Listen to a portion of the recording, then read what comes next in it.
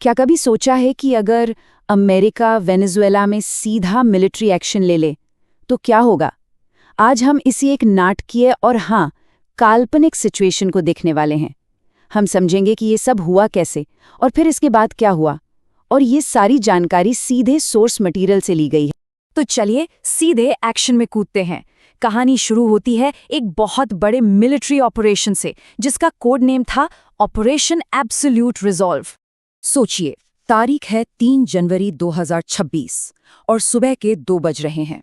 रात का घना अंधेरा है और अचानक 150 से भी ज्यादा अमेरिकी लड़ाकू विमान उत्तरी वेनेजुएला के आसमान में गरज उठते हैं।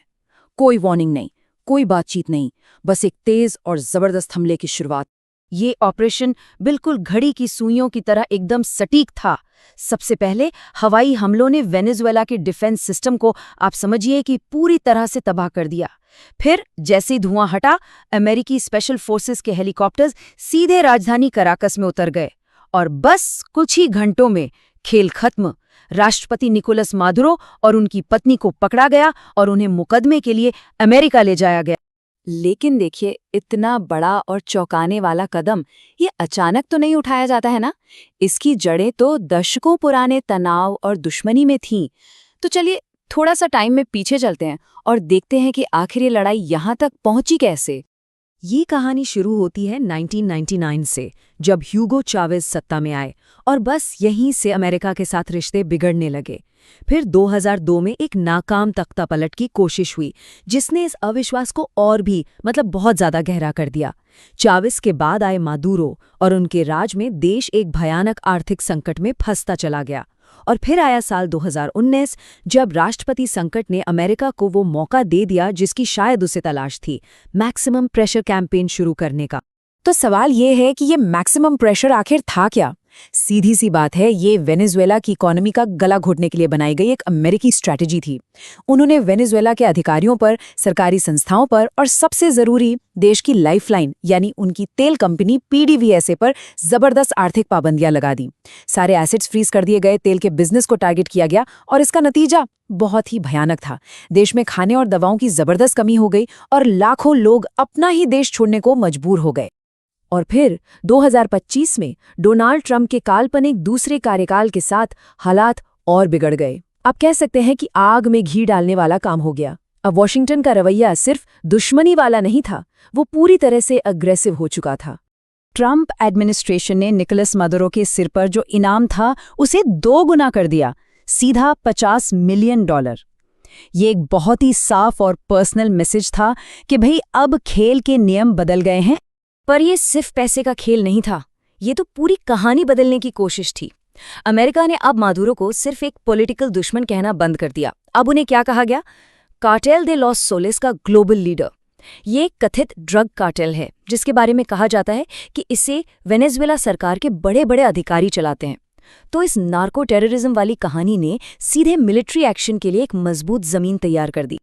अच्छा, तो मादुरो तो चले गए, लेकिन उनके जाने के बाद वेनेजुएला में पावर का एक नया सेंटर बना और उसके साथ ही सामने आई नई और कई ज्यादा मुश्किल चुनौतियां।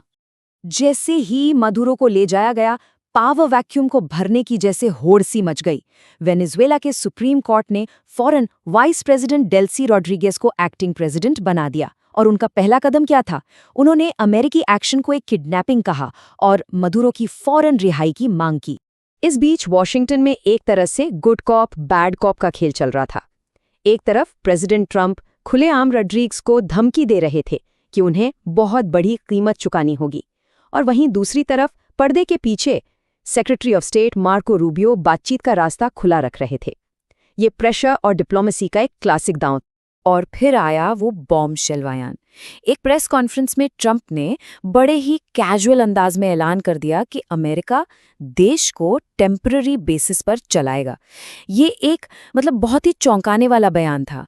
ये इस बात का इशारा था कि वेनेजुएला पर एक तरह का ट्रस्टीशिप मॉडल थोपा जाएगा, देश के बड़े बड़े फैसले अब वॉशिंगटन से लिए जाएंगे।